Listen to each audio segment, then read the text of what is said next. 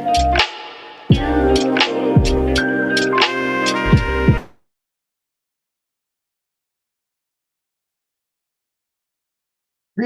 ladies and gentlemen, all you hims, hers, theys, and thems. Welcome to this edition of the OTT.X Wednesday webinar series. I'm Eric Hansen, and on behalf of the whole team at the good ship OTT.X, we are thrilled you're joining us today. It's a privilege to share with you the experience, insights, and information from the people that are shaping the OTT industry.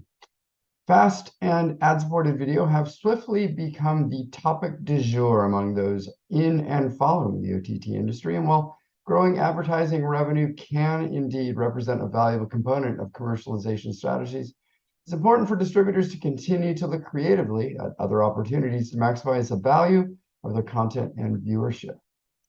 To help us gain a fresh perspective on monetization options, additional revenue streams, and to learn how to integrate these options into existing frameworks, we are delighted to welcome to the OTT.X webinar stage the VP of Corporate Development at Bright SDK, Ariel Shulman. Ariel, welcome. Hello, everyone. Let me see if I can share my screen here correctly this time. No, this is not the right thing, right?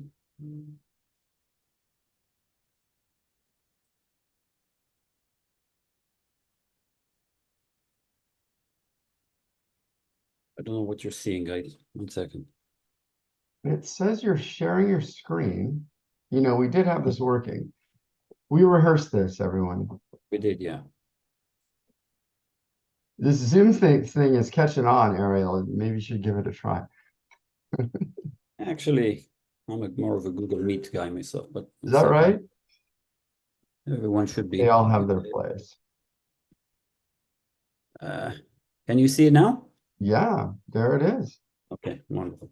All right, so thank you, everyone. Sorry for this little hiccup here. So we are here to talk about a new monetization solution that can help you make more money from your OTT apps, increase customer loyalty, lifetime value, retention, all of those good things. And this is something that's called the Bright SDK. It's actually been running for almost 5 years. In the last year, we got into OTT and video apps, and that's what we're here to talk about today. So Bright SDK is really a kind of a different animal from what you know in terms of monetization. You're all familiar with SVOD or AVOD. This is a monetization tool that's very different. So unlike traditional methods, there are no ads. We don't display any ads. It doesn't disrupt the viewing experience in any way. And this means that you can actually continue monetizing the way you do now and have an additional revenue stream on top of what you are making without interfering with the user experience at all. This is an opt-in solution. People need to opt into this. And if they do that, they need only to do that once, so to opt in once. From the moment they give their consent, you basically have lifetime monetization. So for the lifetime of the app, every day that they use the app, you will get paid. Oh, I just forgot to say something. If you have any questions, please feel free to jump in. We have Eric here. He'll be monitoring the chat, and he can help us with the questions. No issue there whatsoever. So as I said, this has been in operation for a long time. It's used by hundreds of partners. We're going to talk about Bright Data as well. Bright Data is not a startup company. We're a large company.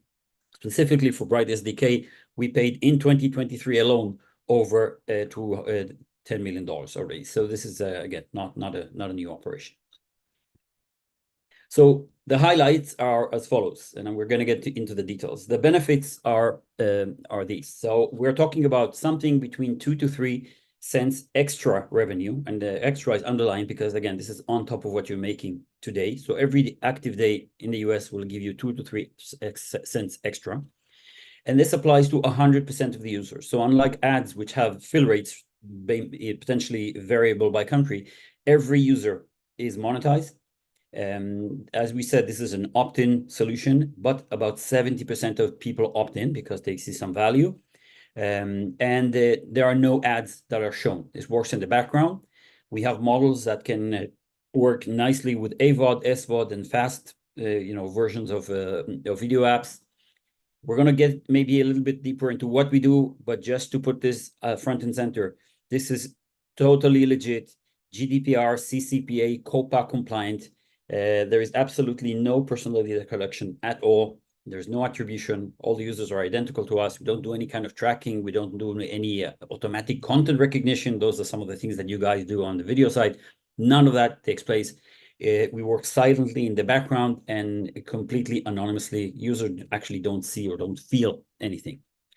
So we're going to go through some examples of Bright SDK and what it is and how our partners actually leverage it in their apps. And we're going to be focusing mostly on video apps so that we keep this relevant for you guys.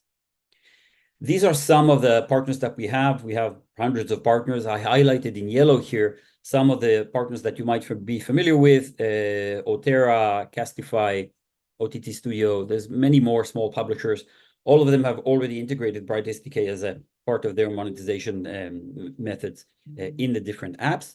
The operating systems that we support are basically everything. So we're talking about Apple TV, LG WebOS, Roku, Fire TV, Samsung.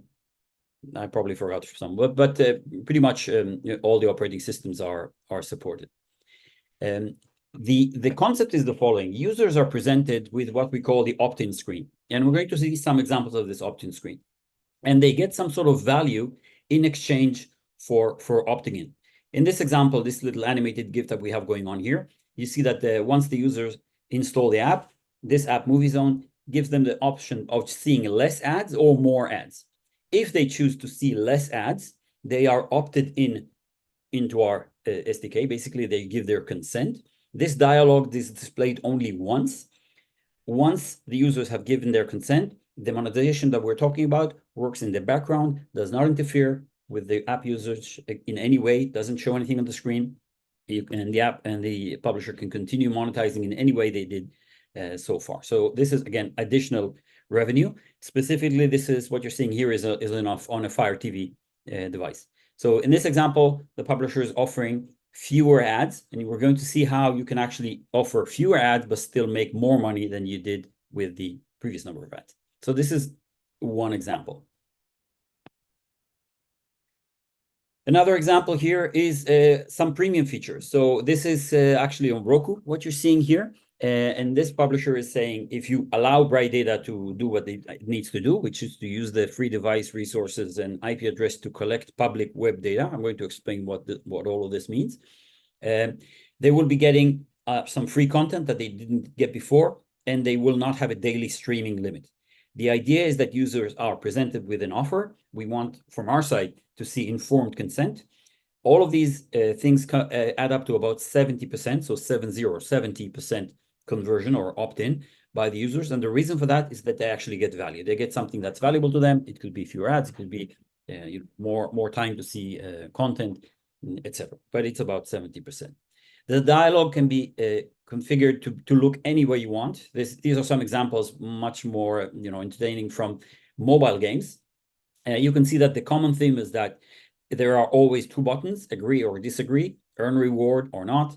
There is some text from us to get this character, to get something. You allow Bright Data to use your device, free resources and IP address to download public web data while using the app without collecting any personal information. And of course, users can opt out anytime. So these are three examples. We have our own default screen, but people are free to design anything they want. We have a very strict compliance process because we want to run a very nice, clean operation. So we check everything, but in general, you can do whatever kind of design that fits the app's color scheme and DNA, etc. This here is an example of an app called FreeVOD. Okay, and what these guys are doing, you can see here, I enlarged the text on the bottom left here. Basically, they're saying, if you accept, you can enjoy the first 25 minutes of every video ad-free. Again, if you opt into Bright SDK, people can say no, show me the normal pre-roll method, or they can see fewer ads. Again, on this, we see something like 70% conversion. And I want to break down this process maybe a bit more in a bit more organized way. So the normal model of say AVOD typically is when you click play on a video, okay, you start with a pre-roll or maybe a few. After that, the content starts playing, and after maybe 8 minutes or 10 minutes, it doesn't really matter, it depends on your decision. There's some mid-rolls, and the content continues, etc., etc. So this is what obviously people are used to. I think we can all agree it's not fun to click play and to want to watch a movie and then to have to sit through a couple of pre-rolls. It's not fun. And this is where we can come in, because for publishers who choose to do this, and this is just an example, what the flow can look like is the following. It can look like this. You click play, you get instant playback of your content, which is, in terms of user experience, great. Okay, so it's something that people appreciate. And you start showing mid-rolls a little bit later. Okay, in the example that we saw earlier, you can see 25 minutes of content nonstop, and then the mid-rolls start playing. This has a very nice positive effect on the retention rates and on basically satisfaction from from viewers, because it's just a much nicer experience than to have to sit down through ads before you even started. To be very clear, because users have opted into the Bright SDK, even though the first ad slot it will not play, the net revenue for this little time period is actually more than what you had before. So you get, on one hand, improved user satisfaction, happier users, maybe better reviews, higher retention, higher lifetime value, etc. You may be even seeing some possible benefits on SVOD conversion. If you're giving some content for free and they like the app, you may basically have more engagement and you could end up with more people subscribing. That's also something that we see occasionally.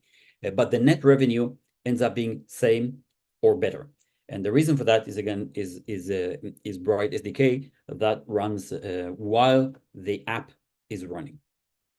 Something that's very interesting and very unique to Bright SDK is that on some operating systems, specifically Fire TV and LG WebOS, and coming shortly on Samsung, our SDK is given permissions by the user to run in the background. This means that our monetization continues even if the app itself is not running. So let me repeat that, because it's very, very important. If someone installs your app and they give their consent to the dialogue that we saw earlier, and then on day one they watch some video, and of course they monetize with us, and then they monetize with some of the ads that you'll be showing inside the app. That's great.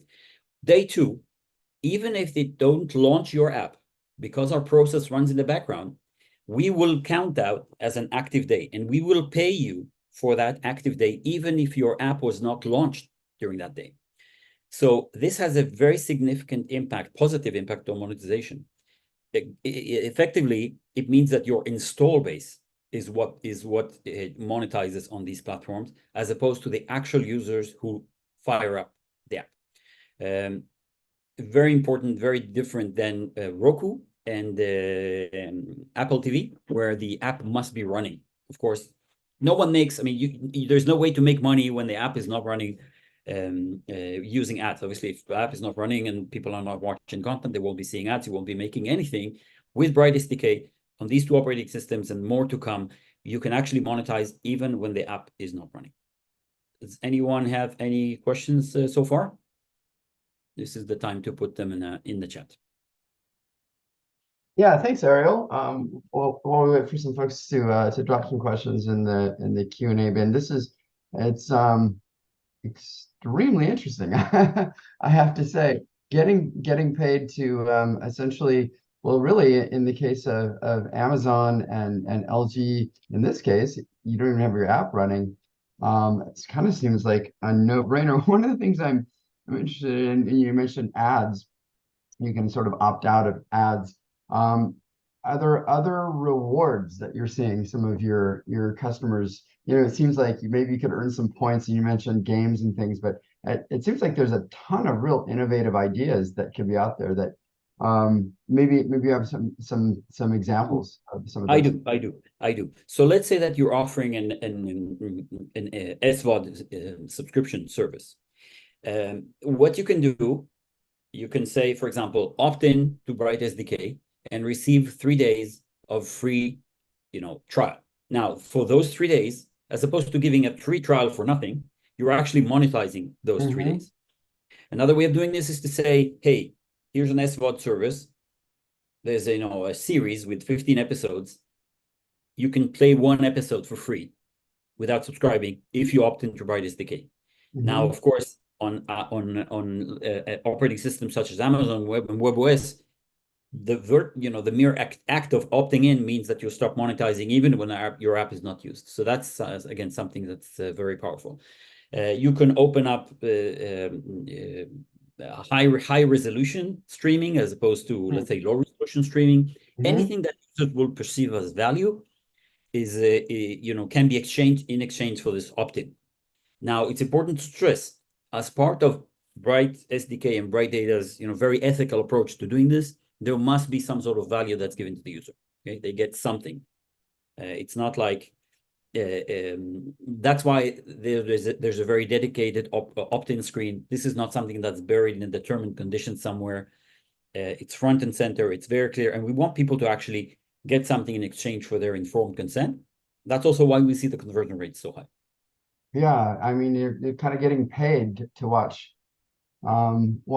movies and television as a viewer in that sense.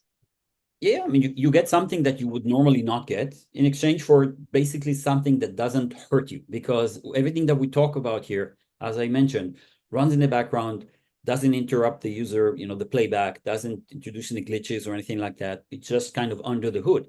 So it's not something that, from a user perspective, causes them any pain. It's very different from in the background. Can we talk about that just a minute? And maybe you're getting into this a little more detail in the next part of your presentation.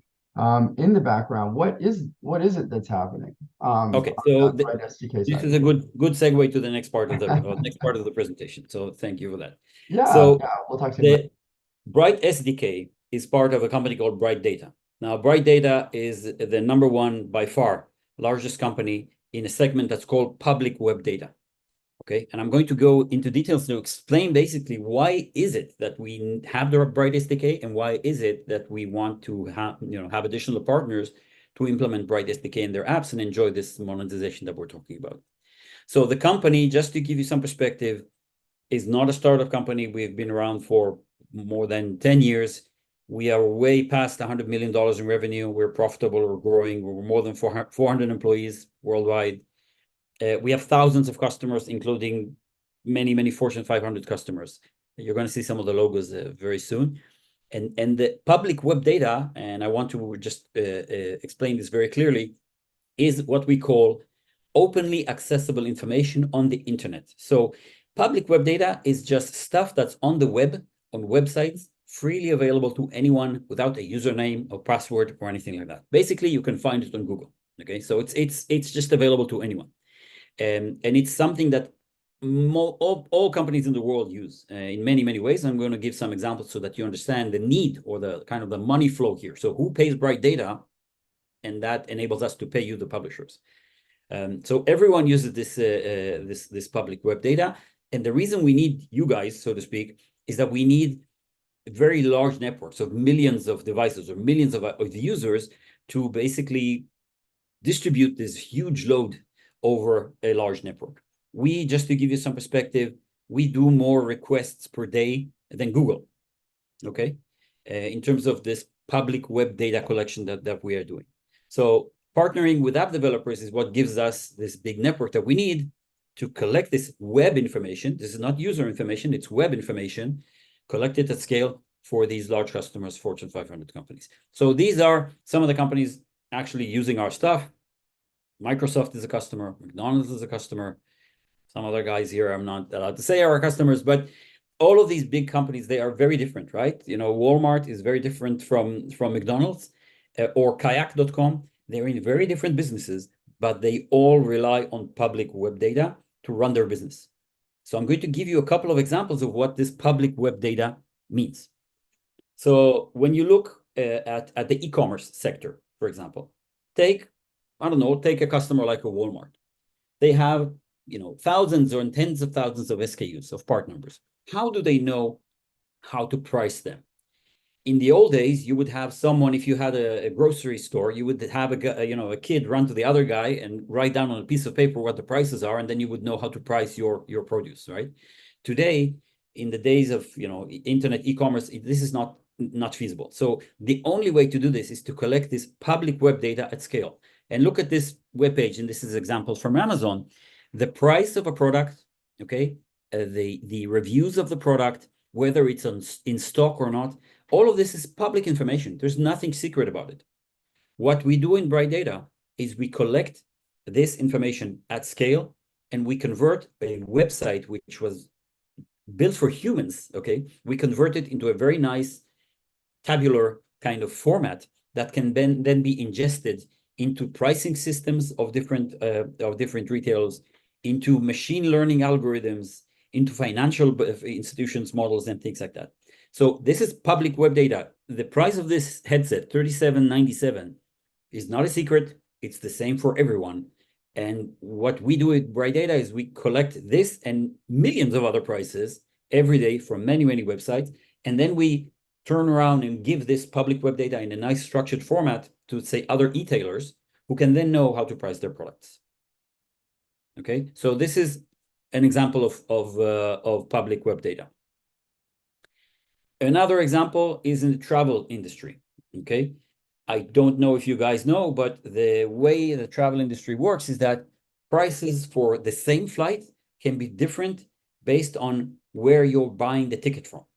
Okay, so we have in Bright SDK millions of IP addresses in different countries around the world. And when every one of you goes on, let's say, kayak.com and searches for a flight, the reason that table takes a lot of time to fill up, you probably know that the table takes a lot of time to fill up with results, is that we search for the price of this flight from 50 different countries in real time, send this information back, and then the lowest price is presented to you, the consumer. So everything on the internet that has to do with price comparison is using our type of technology to find the best price for a specific product, if the transaction is done from different countries around the world. So this is another example of public web data. The time, price, and duration of a flight, the destination, and the departure point are all publicly available information. The trick is to get this information, collect it, and present it in a nice format that can be ingested into other systems. I think that's it. I mean, we have the summary slide here just to repeat everything, right? We talked about between 2 to 3 extra cents per day in the US. If you talk about operating systems like Amazon and LG that we talked about earlier, and Samsung shortly, this means that a user who has not uninstalled your app for a month could be generating, let's go with a 3-cent example, 90 cents per month to you, even if they did not open the app. Okay, if they did open the app, great, you will be making additional revenue from the ads and for everything that you already have. But even if they didn't, you'll be making this revenue on operating systems like Roku and Apple TV. It's for active day. So if they have your app open, as soon as they have the app open, we consider that an active day, and you have, boom, a bump of 3 cents a day for that user. As I said, this is something that is very different from ads. So nothing is visible on the screen. It's applicable to all users in all countries. There is this dedicated opt-in screen that we talked about. And it's all done in a completely anonymous GDPR, CCPA compliant way. Because again, when we talk about public web data collection, it's super important to stress this. The collection is of web data. We have no interest and no knowledge of the user. We don't care if it's a man, woman, the age, it just doesn't matter. What we need is to have the device through which we can collect this publicly available web data. So that wraps up the presentation. Basically, if you want to have additional or get additional information, you have our website, bright-sdk.com. On that website, you will see, you actually can see me here on the bottom. There's a little video of me explaining. There are a bunch of examples of integration on connected TVs, on WebOS. There's testimonials, there's FAQs for developers, there's FAQ for users. Everything is laid out there. The system is very polished. So again, we have hundreds of developers on this. We are always happy to have a direct relationship with you, but anyone can just go there, sign up, get the integration documents, and submit their app for approval by our compliance team and start making money. The integration of this Bright SDK is something that takes a day, two, maybe, if you throw in the gross time, including testing and lunch and everything. So that kind of wraps up the presentation from my perspective. If there's any questions, I'm happy to take them. Yeah, thanks, Ariel. It's very interesting. I think a really clever idea. The idea for folks as viewers to participate in the whole kind of supply chain process, right? I'm adding value to this process as a viewer and getting paid somehow, either paid by watching less ads or some other sorts of rewards. What I'm maybe a little dense here. What's happening in the background is what I'm curious about. So okay, what is it? Are you using my processor? Are you using all right? why So is this it is that you're paying me to do basically nothing? Yeah, so this is a bit more technical, but I'll try to describe it nonetheless. When people opt into Bright SDK, they have a process. So one of basically our software running in the background with their app. It doesn't do anything. It basically waits. It just listens and waits. If we have a customer who wants to get information, let's say that someone is in New York City, okay? And we need to know what is the price of, I don't know, Domino's pizza in New York City. Bye. Then if that device is online, that person who is, say, watching a movie in the background without them feeling anything, our application would be getting a request from our servers telling that device to go to, I don't know, say dominospizza.com and find the price of a pizza, get that information, which could be just a few bytes, for example, I don't know, $12.99, and send that back to our servers. And then from that point on, that device, from our perspective, kind of goes back to sleep. So it doesn't do anything. So this is called a proxy. Is basically the device serves as a proxy. It gets a request from our servers. It redirects that request out to the internet, to the website. Again, the website is just any typically major e-commerce website. And then the response that comes back from the website is sent back to our servers, and that's it. Nothing is stored on the device. We don't use any information identifying the user or the device or anything like that. It's kind of as I said, it's a proxy. I see. Okay, so and you need to have devices of whatever they are in different geographies, because so that you can actually you can pull that you can get that information that's local for that device. That's right. I mean, the most obviously the most important market is in the North American market. That's where we have the most devices. That's where we have a lot of demand. But we actually can monetize quite effectively, even in territories where traditionally the monetization is very poor. So if you go to, I don't want to pick on specific countries, but I don't know, Indonesia, okay? Indonesia ad CPMs are very low, typically, because the ads displayed in Indonesia are in Indonesian for Indonesian customers with Indonesian purchasing power of Indonesian products, right? Yeah. Whereas when we use these devices, in many cases, this is used by large customers who need to do important things. For example, purchase a plane ticket. Okay, so we are able to pay or to monetize these countries very effectively, much more effectively than ads. Doesn't mean you need to stop with ads. You're just gonna make more money with Bright SDK. So yes, that's that is true. Would there be the potential for different tiers maybe as a viewer? So is there a way for me to I'm gonna opt in, but I want to go all in opting in? So you can is there an opportunity that level 1 opt-in is I see 3 ads. Level 2 opt-in is I see 1 ad, and then like the platinum level of opting in is I just have no ads at all. Yeah.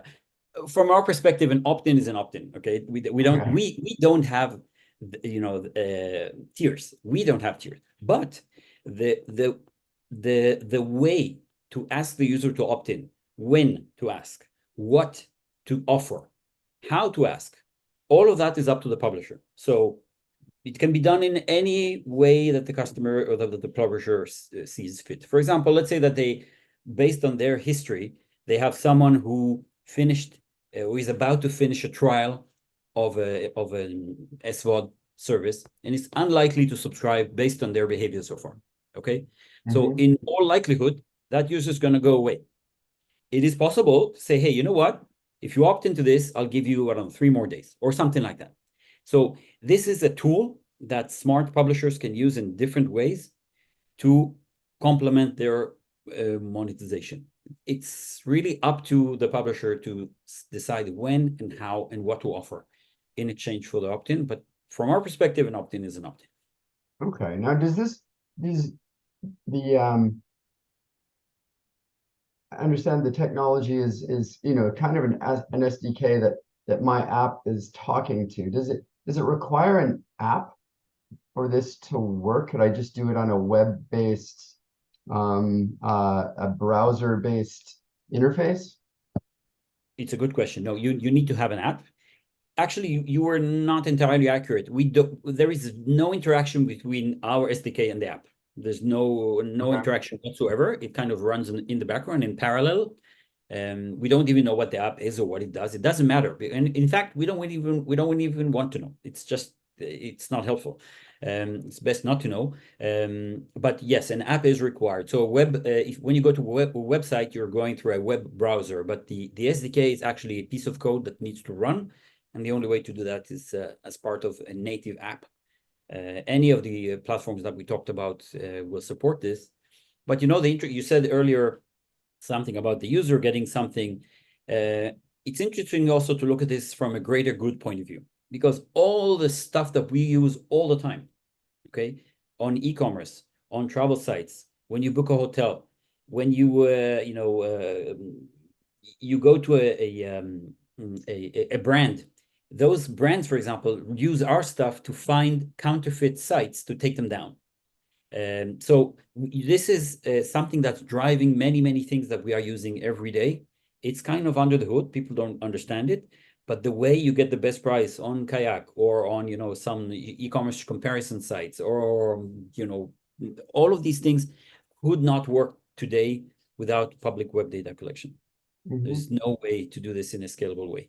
Yeah, I had no idea. So maybe it's time I caught up and got with the program. But we are talking here in the context of OTT apps but just to give some perspective, this stuff has been running on iOS for probably 2 years, on Windows for something like 5 years.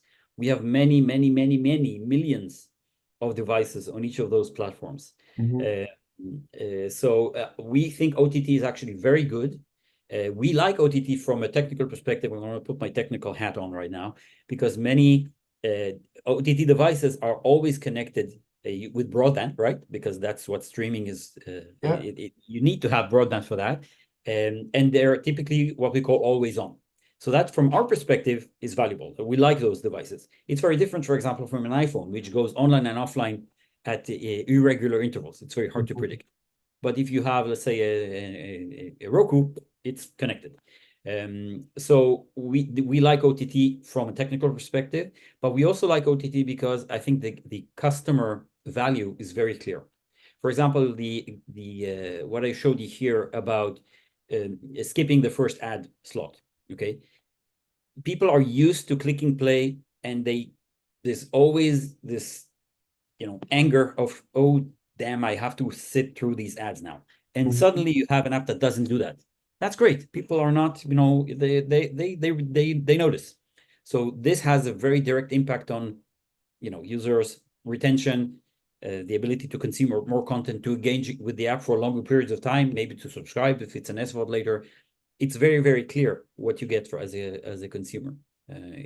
We kind of hit a pain point and do away with that pain point, which is good for consumers, but at the same time, from a publisher perspective, you end up, having net plus plus. So why not? Yeah.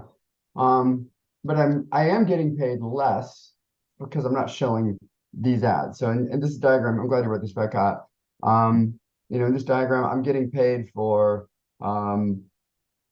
video ad in pre-roll, and then the next video ad in the interstitial, and the next video ad. And then in the Bright SDK model, I'm not getting paid for those videos. So it has to be. But Eric, this I'm glad you brought this up because I wasn't very clear. When we say lifetime monetization, this means that this happens for the very first instance. Okay. But from that point on, our stuff runs in the background. It can run in the background while you're watching the video, or it can even run in the background while you're not watching the video at all, if it's LG or Fire TV. And we make the additional revenue. So for the subsequent plays, you can do, I'm going to go here. For subsequent plays, if you want, you can go back to this and give that benefit that we talked about only for one instance, if that's what you decide as a publisher. Okay. And then all throughout this flow, which is the normal flow of video content, you have the additional revenue because the consent has already been given in the past. So that's what I meant by publishers being able to play with this in any way they want to play with revenue and retention. You may want to skip the first pre-rolls always, or maybe you want to do it 5 times, or maybe you want to give 20 minutes free, or completely up to you.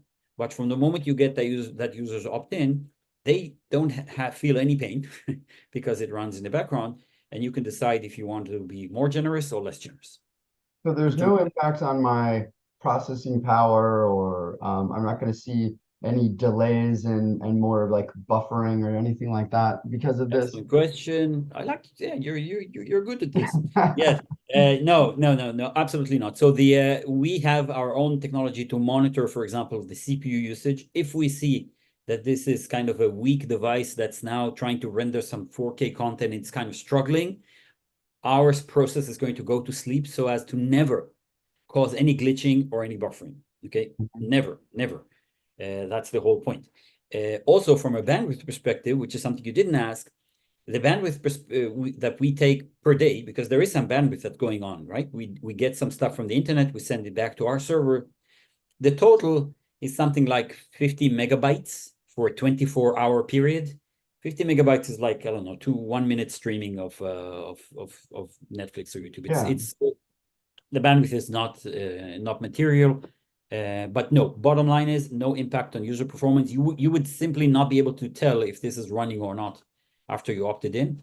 I remind everyone here that people can always opt out. So if they want to go to their app's settings, they can go and they're going to have a QR code. It explains what's happening, and they can just switch it off, and it's fine.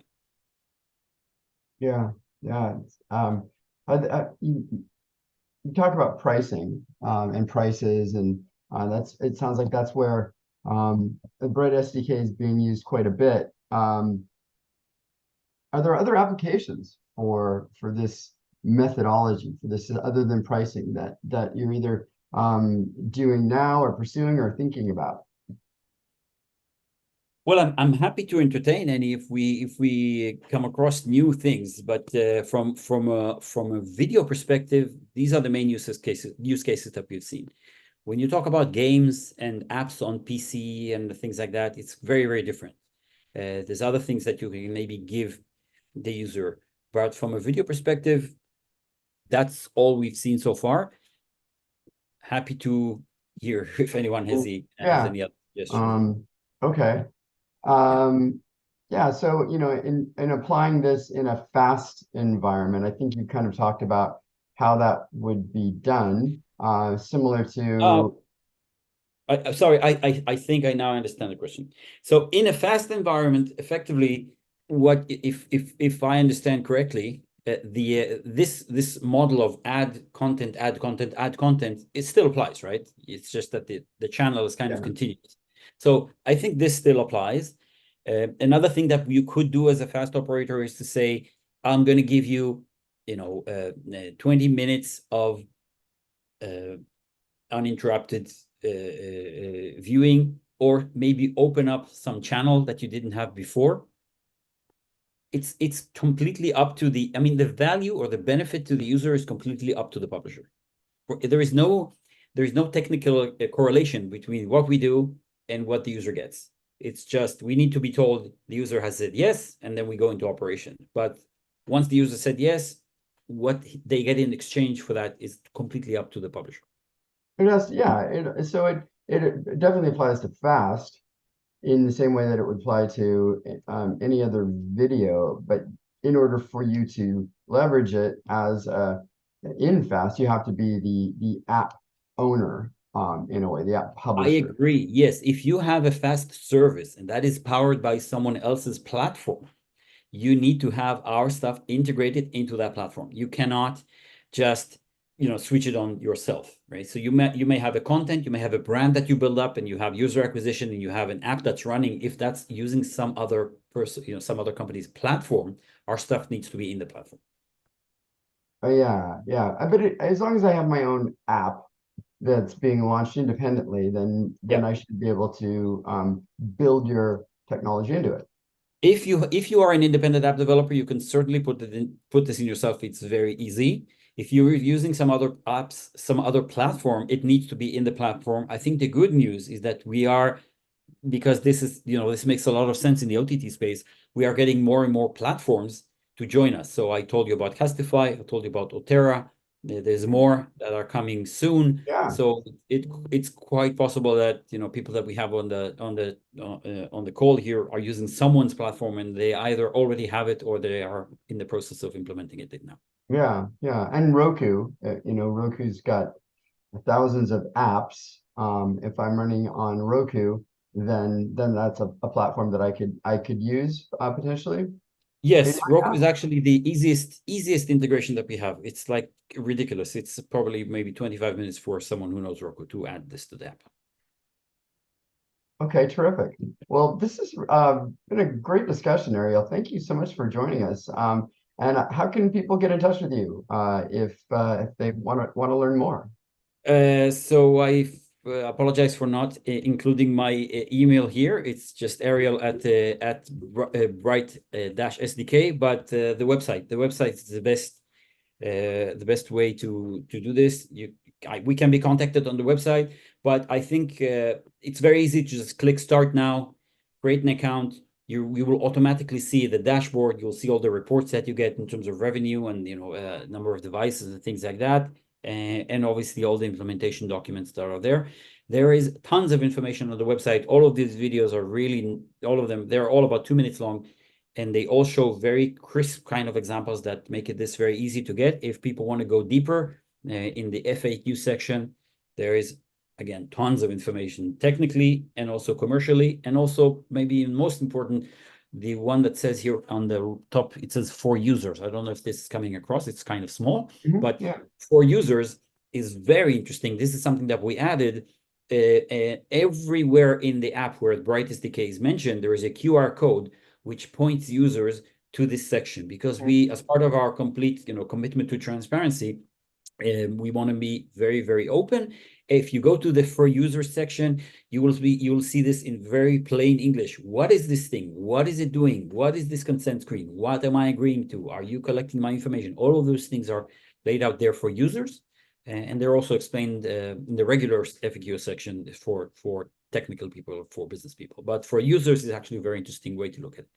Yeah, I mean, I can see there's I understand what you're doing now, and it obviously there is no user data being collected, but it's a real easy thing a hard thing, I guess, for people to kind of put their minds around. It seems like what you're doing is collecting my data, and everybody's so worried about that. There's a lot of concerns for obvious reasons, and so I think that must be a little bit of a hurdle for y'all to help people really understand what you're doing, that it isn't, you're not collecting user data.